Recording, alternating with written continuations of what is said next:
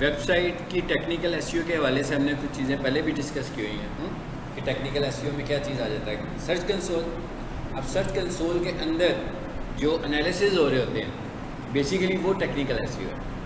यानी हमें टेक्निकली पता लग रहा होता है कि हमारी वेबसाइट किस तरह की चलने लगी हुई है, ठीक है, उनको हमने ठीक करना होता है। और ऐसे मामला जो डेवलपर से रेलिवेंट होते हैं वो हम डेवलपर को रिकमेंड करते हैं कि आप इसमें ये चेंजेस करो, ठीक है। और ऐसे मामला जो हमसे रखे हों हम उनको खुद से भी ठीक कर सकते हैं। अच्छा जी, आए ज़रा नीचे। हमने क्या कहा था कि अगर हम कहें कि टेक्निकल एसईओ में चीज़ क्या आती है, हमारे पास क्या कंटेंट होता है जिसको हम बोल रहे हैं कि टेक्निकल एसईओ है, ठीक है। किसे हम टेक्निकल एसईओ कह रहे हैं? साइट आर्किटेक्चर, कि आपकी वेबसाइट किस तरह की बनी हुई है।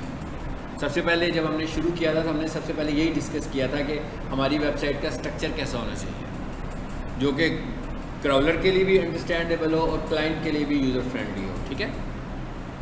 अच्छा, उसके बाद साइट मैप्स, यानी हमें अपनी वेबसाइट का साइट मैप बनाना होता है उस वक्त जब हम अपनी वेबसाइट को कंप्लीट कर लें, ठीक है ना। मतलब ऐसे नहीं है कि हमने अभी काम शुरू किया, 10% उस पर काम किया और उसका साइट मैप बना के लगा दिया तो फिर बाद में उसमें और भी काम करते थे, तो इसका तो मतलब है कि बाद में और स्ट्रक्चर बन रहा है हमारी वेबसाइट का, लेकिन वो हमारे साइट मैप में इंक्लूडेड नहीं है। तो हमें ये एक्सपोज करना है कि जब हमें लगेगा कि हमने वेबसाइट वंस कंप्लीट कर ली है, एंड पर हमने साइट मैप बनाना है। उसके बाद अगर हम कुछ अपडेट्स करते हैं तो हमें अपने साइट मैप को भी रिन्यू करना है, ठीक है। अच्छा, टेक्निकल एसईओ में हमें और क्या चीज़ देखनी है जी? अपनी वेबसाइट की स्पीड, ठीक है। स्पीड कैसे हमने मेजर करनी है? टूल्स के थ्रू, टूल्स को इस्तेमाल करते हुए स्पीड मेजर करनी है। और अगर स्पीड ज़्यादा है तो फिर हमने उसको कंट्रोल करना है या करवाना है डेवलपर से कह के, ठीक है। अच्छा, उसके बाद एसईओ का जो मेन हमारे पास तरीकाकार है वो क्या होता है कि आपका कंटेंट यूनिक होना चाहिए, ठीक है। सो हमने आइडेंटिफाई करना है कि कहीं हमारी वेबसाइट के अंदर डुप्लीकेट कंटेंट तो नहीं है। ये भी हमारा टास्क है कि हमने ये आइडेंटिफाई करना है। मैंने एक लिंक भेजा था आपको, ठीक है, वो फ्री टूल था एक। अगर आप पेड टूल लोगे तो वो ज़्यादा अच्छा काम करेंगे। ये वाला एक फ्री टूल था, तो इसमें आप अपना कंटेंट को चेक कर सकते हैं कि किस हद तक इसमें आपने डुप्लीकेशन इस्तेमाल की हुई है, ठीक है। और अगर आपको कॉन्फिडेंस होगा नहीं भाई मैंने तो खुद ही काम किया है या करवाया किसी से, तो हमें इसकी ज़रूरत नहीं पड़ेगी फिर। यानी आपने सारे का सारा ही फ्रेश लिखा हो, खुद से ही फ्रेश लिखा हो, खुद से उसकी प्रूफ रीडिंग की हो, तो फिर तो हमें नहीं डाउट होगा जी। उसके बाद बात किसकी आ गई? सिक्योरिटी की। सिक्योरिटी का क्या मतलब हुआ? हाँ, गुड। HTTP और HTTPS, यानी हमने अपनी वेबसाइट को के ऊपर SSL अप्लाई करा ली है कि अपनी वेबसाइट पर SSL अप्लाई नहीं कराई है हमने, ठीक है। सो हमें अपनी वेबसाइट पर SSL भी अप्लाई करवानी है। तो कोशिश करनी चाहिए कि जब हम वेबसाइट बाय करें उसी वक्त SSL अप्लाई करवा लें, यानी उसी वक्त SSL परचेज़ कर लें। जिस तरह आप होस्टिंग परचेज़ करते हैं इसी तरह SSL का भी सर्टिफिकेट आपको परचेज़ करना होता है। और जिस तरह होस्टिंग का एक लाइफ टाइम होता है कि जो मिनिमम 1 ईयर के लिए है, इसी तरह SSL का भी लाइफ टाइम होता है कि ये मिनिमम 1 ईयर के लिए होती है, ठीक है। और अगर हम बाद में अप्लाई करवाएं, मतलब 6 महीने तक मेरी वेबसाइट चलती रही है और बाद में मैंने परचेज़ किया है SSL, शुरू में नहीं परचेज़ की, तो हम उसे कैसे इम्प्लीमेंट करेंगे? SSL को हम इम्प्लीमेंट कैसे करेंगे? फिर मैंने कहा अभी मैंने एक वेबसाइट ले ली है, जैसे मैं अभी आपको अक्सर एक वेबसाइट दिखाता हूँ दस्तगीर इंजीनियरिंग, तो उसके ऊपर SSL नहीं लगी हुई। आज अगर मैं उसकी SSL परचेज़ कर लेता हूँ, अब मैंने उस पर SSL अप्लाई करनी है, तो कैसे अप्लाई करेंगे? सी पैनल से जाकर, यानी कि अगर हम उससे बात करें तो क्या करेंगे, उस पर क्या लगाएंगे? हाँ, रीडायरेक्टर लगाएंगे। रीडायरेक्टर लगाएंगे कौन से वाला? टेम्परेरी के परमानेंट? परमानेंट रीडायरेक्टर लगाकर हम उसके ऊपर SSL को अप्लाई करेंगे। और सम टाइम ऐसे भी हो सकता है कि SSL का सर्टिफिकेट इंस्टॉल ही फर्स्ट टाइम करना है आपने, तो उसके अंदर SSL का भी ऑप्शन आ रहा होता है, तो वहाँ से जाकर आपने जस्ट सर्टिफिकेट को पहले इंस्टॉल करना है। यानी पहले आप सर्टिफिकेट इंस्टॉल करोगे, इंस्टॉल का मतलब क्या है, जस्ट क्लिक करोगे तो इंस्टॉलेशन हो जाएगी। आपने सिर्फ मेन्यू में से SSL पर जाना है और उसके बाद उस पर रीडायरेक्टर आप लोगों ने लगा देना है, ठीक है। और आखिर में क्या आ रहा है हमारे पास? यूज़र एक्सपीरियंस का क्या मतलब है कि हमारी वेबसाइट का यूज़र एक्सपीरियंस कितना अच्छा है, ठीक है, यानी कि लोग आपकी वेबसाइट के साथ कितने ज़्यादा कंफर्टेबल हैं आपकी वेबसाइट को इस्तेमाल करते हुए, यानी उनके लिए कितनी इजीली अंडरस्टैंडेबल आपकी वेबसाइट है।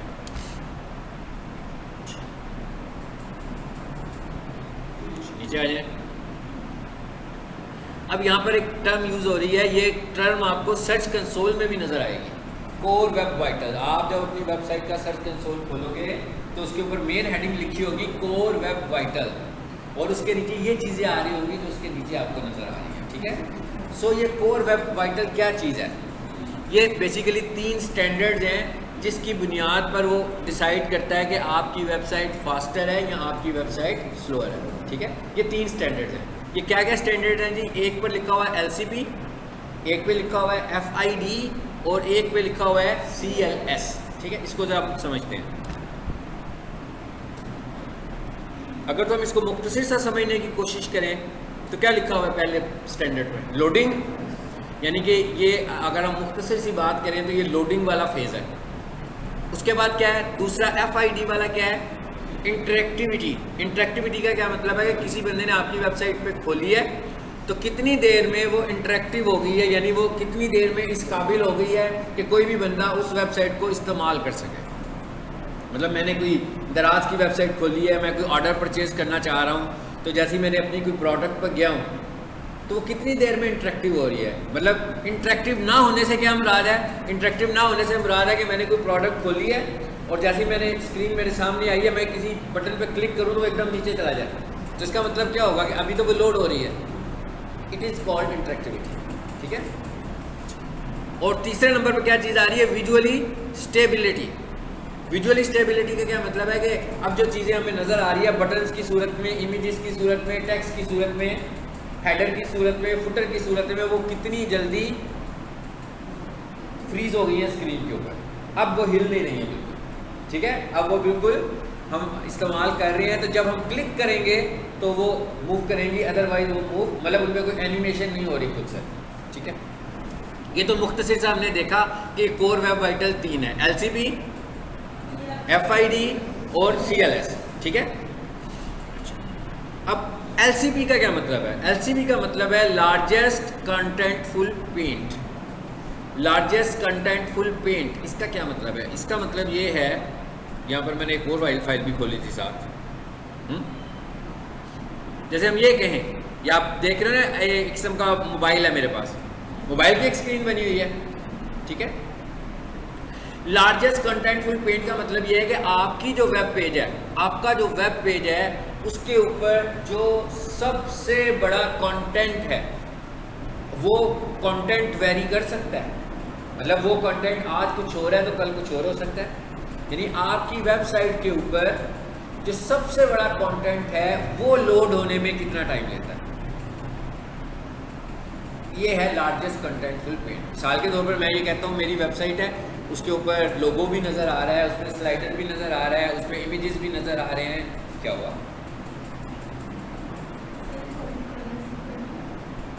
हाँ करें, पूछने की क्या जरूरत है, जाए।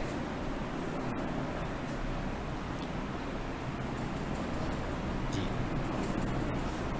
तो लार्जेस्ट कंटेंटफुल पेंट से क्या मुराद है कि हमारे वेब पेज पर, अभी मैं मुख्तसर बात करूँ कि वेब पेज पर, अभी हम बात को आगे लेकर जब चलेंगे तो मैंने एक वेब पेज खोला, तो अगर आप इस स्क्रीन को देखें तो हम ये समझते हैं ये मोबाइल की स्क्रीन है, तो मोबाइल की स्क्रीन पे इतना हिस्सा नज़र आया, लेकिन इसका मतलब ये तो नहीं कि मेरी सारी वेबसाइट नज़र आ गई है, पूरी वेबसाइट तो नज़र नहीं आई है अभी।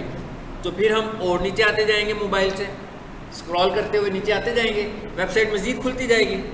लेकिन लार्जेस्ट कंटेंटफुल पेंट पूरी वेबसाइट का नहीं है। लार्जेस्ट कंटेंटफुल किसका है? ये जो पहली स्क्रीन आपको नज़र आ रही है, ये जो पहली स्क्रीन आपको नज़र आती है, it is called above the fold content. ये जो पहली स्क्रीन है जो आपके इतने हिस्से पर चिपक गई आकर, हाँ बस इतने हिस्से पर नज़र आई है। उसके बाद मैंने क्या करना है? ड्रैग करना है। तो जब मैं ड्रैग करना शुरू करूंगा तो इसका मतलब है मैं अबव द फोल्ड कंटेंट से नीचे जा रहा हूँ, यानी मैं अभी अपने पेज को फोल्ड करना शुरू हो गया, अनफोल्ड करना शुरू हो गया। तो लार्जेस्ट कंटेंटफुल पेंट उसने किससे देखना है? अबव द फोल्ड कंटेंट, पूरे वेब पेज से नहीं देखना, कहाँ से देखना है? Above the fold content. आपको समझ में आ गया अबव द फोल्ड कंटेंट से क्या मुराद है? कि जिससे जो स्क्रीन हमें एक स्टिल नज़र आ रही है अपने पेज के ऊपर, इस हिस्से को हम बोलते हैं अबव द फोल्ड कंटेंट। और वो इस हिस्से में देखेगा कि इस हिस्से में आपका सबसे बड़ा कंटेंट कौन सा है। ये वाला जो कंटेंट है ये वेरी कर सकता है टाइम टू टाइम। आज आपका कोई और हो तो कल कोई और भी हो सकता है। आपकी वेबसाइट अपडेट हो रही है, ठीक है, अभी आपने एक इमेज रखा हुआ था, उसके बाद आपने क्या किया, इमेज की बजाय वीडियो को ले आए, तो इसका मतलब क्या हुआ, हैवी इमेज वो वाला हो गया, ठीक है। अब वापस आए उसी फाइल में। अब जरा देखिए क्या कह रहे हैं, लार्जेस्ट कंटेंटफुल पेंट। आपका जो लार्जेस्ट कंटेंटफुल पेंट है उसका जो टाइम है वो कितना होना चाहिए, 2.5 सेकेंड। कहता है अगर तो 2.5 सेकेंड इसका टाइम है जिसका मतलब है कि आपकी वेबसाइट स्टैंडर्ड पूरी कर रही है। उसके बाद बढ़ गया, ठीक है, इससे बढ़ गया, ऊपर जा रहा है 4 सेकेंड्स तक, तो नीड इम्प्रूवमेंट के भाई इसको ठीक कर लें। और अगर रेड पर चला गया तो आप समझ लो उसने आपकी वेबसाइट की स्पीड को फेल कर दिया, कि आपकी वेबसाइट बहुत ही स्लो चल रही है, ठीक है, इसको इम्प्रूव कर। अब ये क्यों हो रहा है ऐसे, ये भी हमने देख लिया कि लार्जेस्ट कंटेंटफुल पेंट आपका ज़्यादा बड़ा है, ठीक है। और आपको एक और चीज़ बता दूं कि जब भी कोई रिक्वेस्ट आती है आपकी वेब पेज के ऊपर, तो वो HTML को शुरू से पढ़ना शुरू करेगी, चाहे HTML है या PHP है जो भी है, उसको स्टार्ट से पढ़ना शुरू करेगी और एक एक लाइन पढ़ेगी। अब आपकी क्या होगी, एक एक लाइन रेंडर हो रही है कोड की, एक एक लाइन एग्जीक्यूट हो रही है, आसान अल्फाज में मैं कह दूँ, ठीक है। अब जो कोड है, टेक्स्ट कोड है, वो तो ईजीली एग्जीक्यूट हो जाएगा, लेकिन जो जावास्क्रिप्ट है, अब इमेज आ गया कोई, तो इमेज के लिए वो क्या करता है, इमेज को डाउनलोड पे लगा देगा और बाकी की लाइनों को करना शुरू कर देगा। यानी कि इमेज को उसने क्या करना है, रुक नहीं जाना वहाँ पे, उसे पता लग गया कि इमेज है, उसने कहा चलें जी इसको मैं रिक्वेस्ट भेज देता हूँ सर्वर पर, तो ये सर्वर पर डाउनलोड होना शुरू हो जाएगा, उतनी देर में मैं बाकी का काम करता हूँ। टेक्स्ट आ गया, और टेक्स्ट के अंदर आपने कुछ फ़ॉन्ट्स ऐसे इस्तेमाल किए हुए हैं, कुछ ऐसे फ़ॉन्ट्स हैं जो कि सिस्टम फ़ॉन्ट्स नहीं है, तो फिर क्या करना पड़ेगा, वो जहाँ पर पड़े होंगे वहाँ से इंस्टॉल होंगे, ठीक है। इसमें भी टाइम लगेगा, इसमें भी नहीं रुकेगा वो, यानी कि ये वाली रिक्वेस्ट भी सर्वर को भेज देगा कि भाई फ़ॉन्ट्स को भी इंस्टॉल करो, और आपके कोड को रीड करता रहेगा। लेकिन अगर उसे कोई जावास्क्रिप्ट का कोड मिल जाएगा, तो जावास्क्रिप्ट का कोड जब तक एग्जीक्यूट नहीं होगा उस लाइन से वो आगे नहीं जाएगा। यही वजह है कि हम ये कहते हैं कि भाई जावास्क्रिप्ट का कोड पहले वाले हिस्से में नहीं होना चाहिए, ठीक है, क्योंकि अगर वो पहले वाले हिस्से में होगा, लार्जेस्ट कंटेंटफुल पेज वाले पार्ट में होगा, तो फिर आपकी वेबसाइट स्लो हो जाएगी, ठीक है। या फिर अगर हो तो बहुत ही कम हो, ठीक है। अगला जो लेक्चर होगा उसमें मैं आपको कुछ टूल्स बताऊंगा, इनके पेड टूल्स, मतलब पेड टूल्स इनके कुछ होते हैं। पेड टूल्स का मतलब क्या है कि अगर हम वर्डप्रेस यूज़ कर रहे होंगे तो प्लगइन्स वगैरह होंगे, ठीक है, तो वो अगर हम इस्तेमाल करें तो जी बिल्कुल बिल्कुल बिल्कुल ऐसे ही सही कह रहे हैं। ये अगले लेसन में हम लोग देखेंगे, उनको जब हम इस्तेमाल कर रहे होंगे तो उससे भी हमारी कुछ स्पीड इम्प्रूव होगी, लेकिन आप इसको 100% इम्प्रूव नहीं कर सकते हैं, ठीक है। उस टूल से भी हम इनसे 100% इम्प्रूव नहीं कर सकते। अच्छा, ये तो हो गया जी फर्स्ट इनपुट डिले। ये भी हमें पता लग गया क्या चीज़ है ये, लार्जेस्ट कंटेंटफुल पेंट। उसके बाद कौन सी चीज़ है जो स्लो करती है हमें, फ़ॉन्ट्स। फ़ॉन्ट्स की हमारे पास क्या सोल्यूशन है, देखें ज़रा जी। अब फ़ॉन्ट्स का क्या है, मैंने ये कहा कि फ़ॉन्ट्स तो मौजूद नहीं है, हमने ऐसा फ़ॉन्ट यूज़ किया। एक तो है कि आप डेवलपर से कहें कि भाई सिस्टम फ़ॉन्ट्स यूज़ करो, ठीक है। सिस्टम फ़ॉन्ट्स का क्या मतलब होगा कि जिसके भी लैपटॉप पे जाएगा उसी की विंडो के जो स्टैंडर्ड फ़ॉन्ट्स हैं, मतलब किसी को पता है भाई विंडो 10 चल रही है, ठीक है, ये कोई और ऑपरेटिंग सिस्टम है तो उसका मैक का ऑपरेटिंग सिस्टम चल रहा है तो उसके ये वाले फ़ॉन्ट्स हैं, तो वही वाले फ़ॉन्ट्स यूज़ करें जो सिस्टम फ़ॉन्ट्स हैं। तो इससे क्या फ़ायदा होगा आपको, लेकिन ये आपके सिस्टम फ़ॉन्ट्स हो सकता है आपके क्लाइंट को पसंद ना आए, तो वो क्या मुझे ये वाले फ़ॉन्ट्स नहीं चाहिए, मुझे अच्छे वाले फ़ॉन्ट्स लगाने हैं। तो इसका क्या मतलब होगा कि जब आपकी वेबसाइट लोड हो रही होगी तो उसे फ़ॉन्ट्स को भी डाउनलोड करना है। अब फ़ॉन्ट्स अगर किसी और सर्वर पर पड़े हुए हैं और उस सर्वर की स्पीड कैसी है ये तो उस पर डिपेंड करता है, उसके हिसाब से आएंगे। यहाँ तो आप एक काम कर सकते हैं कि आप सारे फ़ोन्स अपने सर्वर पर ले आएँ और वो आपकी इंस्टॉल कर लें, यानी कि अपने ही सर्वर पर फ़ोन्स को इंस्टॉल करवाएं और उसको अपने सर्वर से चलाएं और आपको पता होगा भाई आपकी होस्टिंग बड़ी स्पीड वाली है, ठीक है। अब उसका हम एक सब्स्टिट्यूट देख लें। अब हम उसका एक सब्स्टिट्यूट देख लें। सब्स्टिट्यूट क्या है उसका? ये एक छोटा सा कोड लिखा हुआ है। हमने क्या करना है, ये पूरे का पूरा कोड कॉपी करना है और जहाँ जहाँ हम फ़ोन्स बता रहे हैं, जहाँ जहाँ स्क्रिप्टिंग हमने की हुई है CSS की, ठीक है, वहाँ पर जाकर हमने ये वाला फ़ोन पेस्ट कर देना है, ये वाला कोड पेस्ट कर देना है। इसका फ़ायदा क्या होगा? इसका फ़ायदा ये होगा कि हम क्या कह रहे हैं उसको, हम ये कह रहे हैं कि भाई फ़ोन को स्वैप करो। अब फ़ोन स्वैप करने का क्या मतलब है कि फ़ोन कोई सा भी है, जैसे ही पेज लोड हो तो जो बेस्ट अवेलेबल ये वाला जो फ़ोन हम बता रहे हैं, यही सिस्टम फ़ोन होता है ज़्यादा, इस फ़ोन को इंस्टॉल कर दो और जो असल फ़ोन है उसको डाउनलोड करो। वो उसे डाउनलोड करना शुरू कर देगा, लेकिन इस फ़ोन की वजह से रुकेगा तो नहीं, ठीक है। यानी आपकी वेबसाइट की स्पीड पे असर नहीं पड़ेगा। सिस्टम फ़ोन लगा देगा, यानी जो मैंने फ़ोन इसमें बता दिया ये वाला फ़ोन लगा देगा। जब वो फ़ोन को डाउनलोड कर लेगा, उसको डाउनलोड करने के बाद फिर वो एक्चुअल फ़ोन के साथ उसको रिप्लेस कर देगा, ठीक है। अब ये इससे क्या हुआ, एक स्पीड हमारी इससे भी बेहतर हो गई। इससे हमारा एक आगे वाला फैक्टर जो हम बाद में देखते हैं वो भी डिस्टर्ब हो सकता है, जो अभी हमने थोड़ी देर पहले पढ़ा था कि इंटरेक्टिविटी मुतासिर होगी ना, इसलिए कि पहले उसने कोई और फ़ोन लोड किया, उसके जब उसने डाउनलोड कर लिया तो कोई और लिया तो एक झटका सा तो लगेगा स्क्रीन पे। ये वाला इशू तो इसमें आ सकता है, ठीक है। अब ये काम तो हो गया कोडिंग में। मैंने कहा ये वाला काम हमने किस में करना है, कोडिंग में करना है। अब हम ये कह रहे हैं वर्डप्रेस में क्या करना है। वर्डप्रेस में बहुत सारे इसके प्लगइन्स होंगे, ठीक है। अभी मैंने एक प्लगइन का नाम लिखा है स्वैप गूगल फोन डिस्प्ले। आपने प्लगइन्स के अंदर जाना है और प्लगइन में से जाकर ये वाला प्लगइन इंस्टॉल कर देना है और इसकी कोई सेटिंग नहीं है, ठीक है। इस प्लगइन को सिर्फ इंस्टॉल करना है, जस्ट इंस्टॉल द प्लगइन। तो वो क्या करेगा, ऑटोमेटिकली वर्डप्रेस की साइट को स्वैप किया करेगा।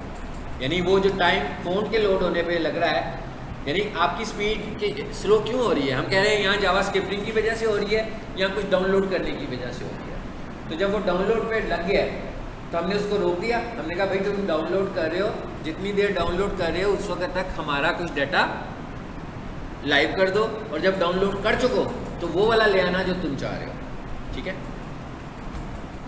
सो हमने फिर क्या करना है, ये हमने किस में लिखना है, अपनी कोडिंग में। जैसे आप अपनी वेबसाइट बना रहे हो तो ऊपर जाकर आपने HTML के हेड में देखना है कि कहाँ कहाँ फ़ॉन्ट्स लगे हुए हैं। जहाँ जहाँ फ़ॉन्ट लगे होंगे वहाँ पर इसको आपने पेस्ट कर देना। और ये बेसिकली आपने किस में लगाया है, ये CSS है, कैस्केड स्टाइल शीट है ये, ठीक है। ये CSS का कोड है, तो हमने CSS के कोड को आइडेंटिफाई करना है। CSS के कोड को आइडेंटिफाई करने का देखें मेथड क्या है। ये ब्रैकेट नज़र आ रही है आपको, ये ब्रैकेट होती है ब्लॉक बनाने के लिए, ठीक है। ये ब्लॉक बना हुआ है, देखें। जैसे HTML में लेस देन और ग्रेटर देन से ब्लॉक बनाते हैं, CSS में इस तरह ब्लॉक बनाते हैं। उसके बाद HTML में हम कोई एट्रीब्यूट लगाएं तो इक्वल टू लगाते हैं। CSS के अंदर जब कोई एट्रीब्यूट लगाएं तो एक्सप्रेशन देने के लिए कॉलन लगाते हैं। और जब हमारी एक स्टेटमेंट ख़त्म हो जाती है तो आखिर में हम सेमी कॉलन भी लगाते हैं। ये मैंने आपको उसका एक सिंटेक्स समझा दिया ताकि आप उसे अंडरस्टैंड करना चाह रहे हो स्टाइल शीट के कोड को, तो आप अंडरस्टैंड कर सकेंगे कहाँ कहाँ स्टाइल शीट पड़ा हुआ है, ठीक है। कहाँ कहाँ स्टाइल शीट हमारे पास पड़ी हुई है। चलिए जी वापस आ जाएं। HTML में है, वर्डप्रेस में तो मैंने कहा ये कोड इंस्टॉल करें, ठीक है। और अगर आपकी HTML फाइल है तो उसके हेड पोर्शन में जाकर आपने देखना है कि कहाँ पर फ़ॉन्ट लगा हुआ है, वहाँ पर आपने इस फ़ॉन्ट ये लाइन ये ब्लॉक एक बना हुआ है पूरा कॉपी कर देना, बस ये HTML के लिए है, ठीक है जी। वापस आए इस पे। यानी सबसे पहले हमने क्या किया, लार्जेस्ट कंटेंटफुल पेंट को देखा, अनफोल्ड कंटेंट से ऊपर ऊपर, यानी जब तक आप नीचे स्क्रॉल नहीं करते माउस को। और एक और चीज़ याद रखें कि जो स्टैंडर्ड्स हैं, अब हम ये देखेंगे वेबसाइट में जब लोड होना है तो किसी ने उसे मोबाइल पे खोलना है और किसी ने उसे लैपटॉप पे खोल रहे हैं, ऐसे ही है ना, मुख्तलिफ है ना। तो दोनों का इसका मतलब क्या होगा, टाइम अलग-अलग होगा। लेकिन गूगल जो है वो मोबाइल के टाइम को कंसिडर करता है। गूगल जो है वो मोबाइल के टाइम को, ये जो हमने लिखा है ना 2.5 सेकेंड्स, ये मोबाइल का टाइम है। तो गूगल जो है वो टाइम मोबाइल का लेगा। सो अगर आप मोबाइल का टाइम फॉलो कर रहे हैं तो इसका मतलब क्या होगा, ऑटोमेटिकली डेस्कटॉप का और लैपटॉप का टाइम खुद ही से बीच में कवर अप हो जाएगा। लेकिन उसने आपकी वेबसाइट को जब चेक लगाना है तो उसने मोबाइल के हिसाब से उसको चेक करना है, ठीक है। अच्छा, उसके बाद क्या आ गया जी, आगे हमारे पास first input delay. First input delay का क्या मतलब है कि जो हमारी वेबसाइट कितनी देर में इंटरेक्टिव हो रही है, ठीक है। इंटरेक्टिव का क्या मतलब है कि हमने वेबसाइट खोलते हैं तो खुलते खुलते कुछ टाइम लग रहा होता है। अक्सर मैं भी शुरू करवाता हूँ तो एकदम सारी वेबसाइट नहीं आती है, पहले उसका एक हिस्सा आता है, ठीक है, जो सबसे कम साइज़ का होता है, और फिर उसके बाद उससे थोड़ा सा जो ज़्यादा वाला होता है वो आता है। तो जो कम साइज़ वाला होता है वो झटका लगता है, ऊपर नीचे होते रहते हैं, और एक टाइम के ऊपर जब हमारे पास एक स्क्रीन नज़र आ जाती है तो वो फिक्स हो जाती है, ठीक है। So it is called FID, first input delay, ठीक है। ये क्या है जी, 100 मिली सेकेंड्स। इसका जो टाइम है वो 100 मिली सेकेंड से 300 मिली सेकेंड तक का है। इससे भी अगर ज़्यादा का टाइम होगा तो वो अच्छा टाइम कंसिडर नहीं होगा, ठीक है। सो हमने ये भी वेबसाइट में देखना है कि हमारा FID कितना आ रहा है, और जब हम टूल्स इस्तेमाल करेंगे तो उनमें हमें ये चीज़ें नज़र आएंगी। और आखिर में क्या आ रहा है हमारे पास, विजुअल स्टेबिलिटी। विजुअल स्टेबिलिटी का क्या मतलब है कि भाई अब विजुअली जो है चीज़ें स्क्रीन के ऊपर फिक्स हो गई हैं। वेबसाइट खोल ली है हमने, अब चीज़ें हमें स्क्रीन पे नज़र आनी शुरू हो चुकी हुई हैं। विजुअल स्टेबिलिटी का मतलब, अब इसको हम क्या कह रहे हैं, CLS को क्यूमुलेटिव लेआउट शिफ्ट, ठीक है। लेआउट शिफ्ट का क्या मतलब है कि लेआउट में चीज़ें ऊपर नीचे शिफ्ट हो रही हैं। अब अगर हम इन पे देखेंगे इसमें कौन कौन सी चीज़ें हैं जो CLS का बाइस बनती हैं, ताकि आप डेवलपर को बता सकते हैं कि भाई इन चीज़ों को ठीक कर दो जी। उनमें एक चीज़ तो हमारे पास आ जाएंगे, टेक्स्ट आ गया, डाउनलोड हो रहा है ना टेक्स्ट, टेक्स्ट ने डाउनलोड होने पे टाइम लगाना है हमारे पास। जावास्क्रिप्ट के बाद इमेजेस, और इमेजेस के बाद हमारे पास आईफ्रेम, और आईफ्रेम के बाद हमारे पास एड्स। ये एड्स कौन सी एड्स की बात हो रही है, जो एड्स हम लोगों ने अपना चैनल वेबसाइट मोनेटाइज करवाई हुई है कि भाई हमारी वेबसाइट के ऊपर इश्तिहार चलने चाहिए, ठीक है। इसमें से कुछ चीज़ें हैं जो हमारे बहुत ज़्यादा कंट्रोल में नहीं है, स्पेशली एड्स, क्योंकि ऐड हमारे कंट्रोल में नहीं है। तो ऐड की वजह से जो हमें इशू आएगा उसे तो हमें बर्दाश्त करना पड़ेगा। इसके अलावा बाकी की चीज़ों को तो हम कंट्रोल कर सकते हैं। यानी हमारे पास जो फ़ॉन्ट्स का इशू है, फ़ॉन्ट्स का हल क्या है, अभी मैंने आपको पहले क्या बताया कि फ़ॉन्ट लोड हो रहा है तो सिस्टम फ़ॉन्ट पे शिफ्ट कर जाएं और फ़ॉन्ट को लोड होने दें और स्वैप कर लें। लेकिन अगर अब हम CLS के पॉइंट ऑफ व्यू से देखें तो जब हम स्वैप कर रहे हैं तो इसमें इशू क्या आ रहा है, लेट हो रहा है ना। CLS का बाइस बन रहा है, वो भी कम्युलेटिव लेआउट शिफ्ट की वजह वो भी बन रहा है। CLS की वजह ये भी बन रहा है ना, कम्युलेटिव लेआउट शिफ्ट बढ़ रहा है, यानी कि ये बेसिकली एक टाइम है ये भी कि कब तक चीज़ें शिफ्ट हो रही हैं स्क्रीन के ऊपर और कब फ्रीज हो जाती हैं यहाँ पर। तो इसका मतलब क्या हुआ कि वो फ़ोन स्वैपिंग जो है वो भी पहले उसने डाउनलोड किया, डाउनलोड करने से पहले वो हमें पुराना दिखाता रहा, जब डाउनलोड हो गया तो वो वाला दिखाया जो डाउनलोड किया। तो इसका मतलब क्या हुआ कि इसके लिए हमें फिर दूसरी सोल्यूशन पर भी जाना पड़ेगा। पहले हमने किसी और पॉइंट के एंगल से बात की है, अब हम दूसरे एंगल से बात करें, CLS के एंगल से बात करें। तो हम कह रहे हैं कि भाई इस तरह करते हैं कि इन फ़ॉन्ट्स को अपने सर्वर पे ले आते हैं। जब ये फ़ॉन्ट्स हमारे सर्वर पर होंगे और हमारी स्पीड फास्ट होगी तो स्पीड हमारी बेहतर हो जाएगी, ठीक है। उसके बाद आगे क्या आ गया हमारे पास, इमेजेस। इमेजेस में हम JPGs को भी कंसिडर कर सकते हैं, PNG को भी कंसिडर कर सकते हैं, और एक और हमारे पास फॉर्मेट है वो है WebP, तीसरा फॉर्मेट की बात कर रहा हूँ मैं। अब मैंने आप इमेज ऑप्टिमाइजेशन आपको कराई थी और मैंने आपसे क्या कहा था कि आपने JPG इमेजेस बनाने हैं और मैंने कहा था कि PNG भी बनानी है। तो आपने JPG इमेजेस बनाने हैं और उसके बाद उनको ऑप्टिमाइज भी करना है।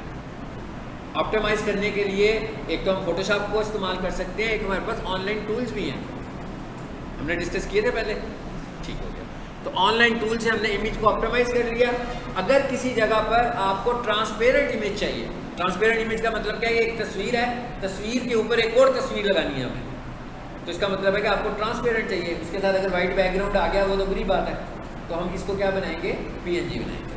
ठीक है, पीएनजी जो है वो ट्रांसपेरेंट इमेज आती है, यानी कि वो सिर्फ तस्वीर ही आएगी। जैसे आप देखो ना एलसीडी है, एलसीपी लिखा हुआ है, मिसाल के तौर पर मैं कहता ये एलसीपी अगर मैंने एज ए इमेज यहाँ लेकर आया हूँ और इसको मैं उठा कर लेकर आऊँ, वो जो रेड एरिया है जिसमें पुअर लिखा हुआ है, तो इसके साथ वाइट बैकग्राउंड भी आ जाएगा। लेकिन अगर मैंने इसको पीएनजी बनाया होगा तो सिर्फ एल, सी और पी आएगा, वाइट बैकग्राउंड इसमें नहीं आएगा। फोटोशॉप में जाकर आप जब पीएनजी बनाओगे, ठीक है, और आपने जब फोटोशॉप में ट्रांसपेरेंट के बगैर बनानी है तो आपने कोशिश करनी है आप सेव फॉर द वेब में जाएं। एक तो ऑप्शन है ना सेव एज, वहाँ जाकर जेपीजी करते हो, पीएनजी करते हो, तो आपने क्या यूज़ करना है? Save for the web. वहाँ से आपने पीएनजी करनी है और ट्रांसपेरेंट बैकग्राउंड सेलेक्ट करना है। तो इस तरह करके आप ट्रांसपेरेंट इमेज वहाँ से बना सकते हैं। दूसरी चीज़ क्या है? कम्यूलेटिव लेआउट शिफ्ट को कंट्रोल करने की, कि आपने इमेजेस बड़े बड़े नहीं लगाने। ठीक है, आपने कोशिश करनी है बजाय इसके कि एक ही इतना बड़ा इमेज हो, तो आपके बड़े इमेजेस डिस्टर्ब करते हैं ना हमें, क्योंकि जब इमेज बड़ा होगा तो टेक्स्ट फिर उस रेशो से और ही छोटा होता जाएगा। सो हमें अगर चाहते हैं कि इमेजेस जल्दी अपलोड हो तो हमें क्या करना चाहिए? इमेजेस के साइजेस को छोटा करना चाहिए, बिल्कुल उस तरह जैसे किताबों में आप देखते हैं। किताबों में एक साइड पर इमेज लगा होता है और उसके साइड बाई साइड टेक्स्ट लिखा होता है, ऐसे ही है ना। तो आपने इमेजेस के साइजेस को छोटा कर लेना है। उसके बाद दूसरी जो रीज़न है हमारे पास वो क्या है?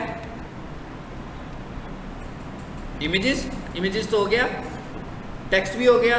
तीसरे नंबर पर चीज़ है हमारे पास आई फ्रेम।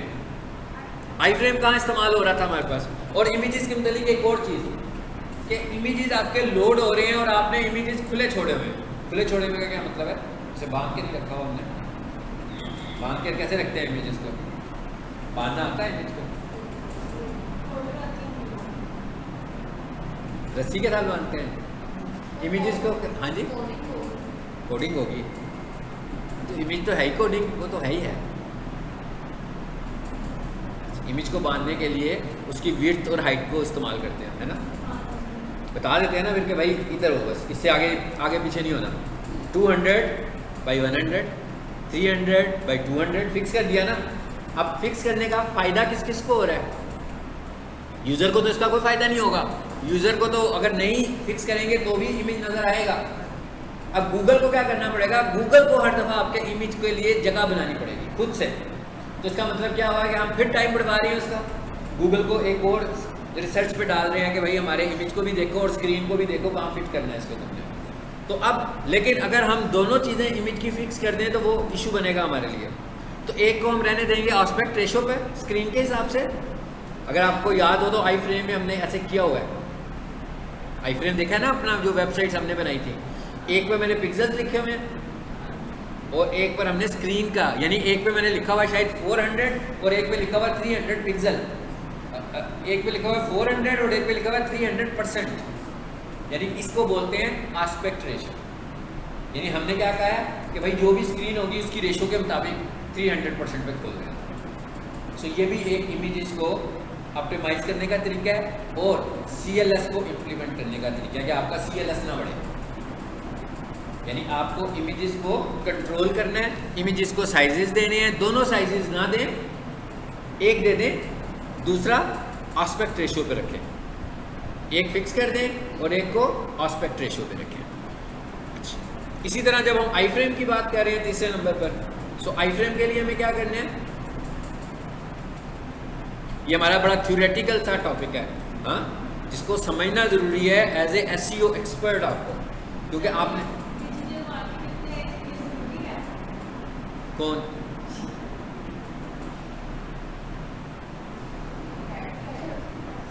नहीं, बिल्कुल नहीं ज़रूरी है।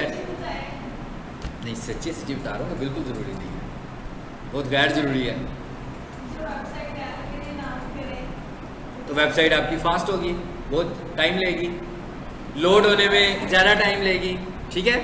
तो जब लोड होने में ज़्यादा टाइम लेगी, जैसे आप घर से आए गाड़ी के ऊपर, हाँ, तो वो गाड़ी अगले दिन यहाँ पर पहुँचे तो क्लास लेने का कोई फ़ायदा होगा आपको? नहीं होगा ना। यही हमारी वेबसाइट की भी हालत है। जब वेबसाइट लोड होने में इतना टाइम ले लेगी तो वो इग्नोर करेगा हमारी वेबसाइट को और हमारे कंपटीटर की वेबसाइट को दिखाएगा, जो हमारे कंपटीटर की वेबसाइट होगी तो हम पीछे रह जाएंगे। फिर हम एसईओ क्यों कर रहे हैं? फिर तो हम एसईओ इंडेक्सिंग में इशू बनेगा हमारा, इंडेक्सिंग ही नहीं होगी। वही कह रहा हूँ, सर्चिंग में ही नहीं आएगी, क्राउलर उसको कंसीडर ही नहीं करेगा कि भाई आपकी तो वेबसाइट स्लो है बहुत ज़्यादा। ठीक है, सो ये बहुत अहम बात है।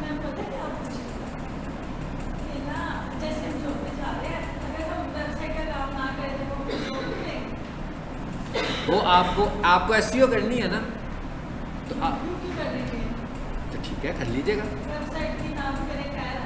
ये तो वो बताएंगे ना जिन्होंने रखना है आपको, मैं कैसे बता सकता हूँ, ये तो वो बताएंगे। ठीक है,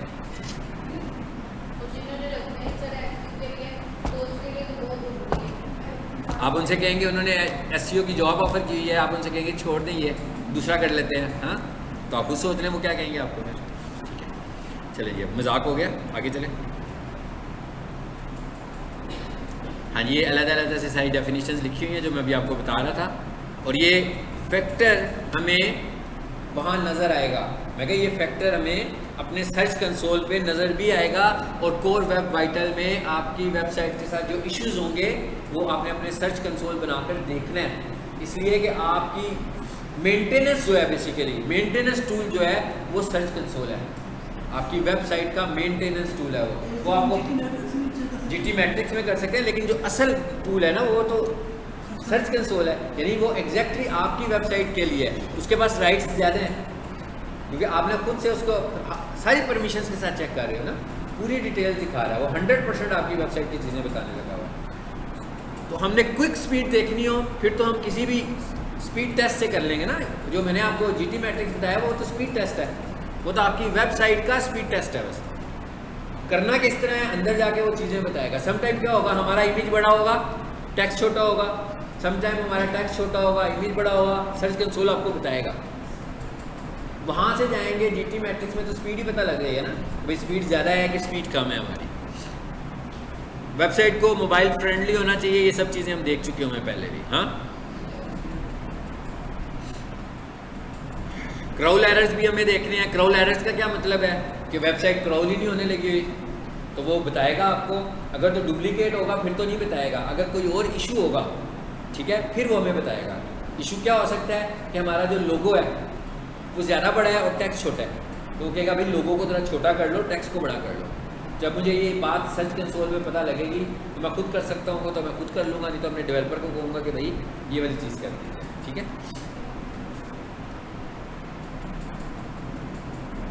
ये सारी चीज़ें हमने देखी हैं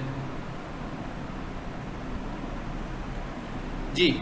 menus, categorization, URL structure, internal linking, ये बातें भी हमने डिस्कस की हुई हैं। अब यूआरएल स्ट्रक्चर का क्या मतलब है? यूआरएल स्ट्रक्चर का मतलब ये है कि आपके जो जो यूआरएल्स हों आपने कोशिश करनी है कीवर्ड्स के साथ उनको लेकर चलें, और कीवर्ड के साथ लेकर चलने के साथ साथ बीच में डैशेस के साथ उसका नाम रखें। जैसे मैं मिसाल के तौर पर कहता हूँ ऑनलाइन एनएमडी कैट प्रिपरेशन, तो मैं लिखूँगा online dash NMD cat dash preparation. Space तो बिल्कुल इलीगल करैक्टर समझने आपने, हाँ हर जगह पर इलीगल करैक्टर समझना है। रोबोट्स को ऑप्टिमाइज करने हैं,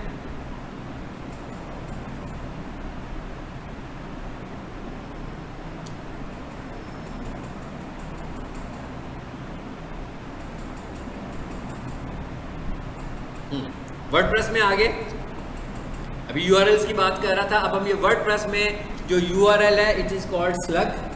ये वही बात जो यहाँ में अभी थोड़ी देर पहले आपको बताई है, यहाँ पर भी वही लिखी हुई आ गई है कि वर्डप्रेस में ये बड़ा ही आसान होता है। आपको ऑप्शन में नज़र आ रहा होता है कि यूआरएल स्लग, तो आपने अपने यूआरएल को ये वाला नाम दे देना, बजाय इसके कि उस पर लिखा हो पोस्ट 25 या पोस्ट 23 इस तरह के नाम आ रहे हो, तो आप उसको अपनी वेबसाइट के कंटेंट के हिसाब से उसकी नेमिंग करो। ठीक है, ये हमने पहले ही देखा था कि डुप्लीकेट कंटेंट को चेक करना है।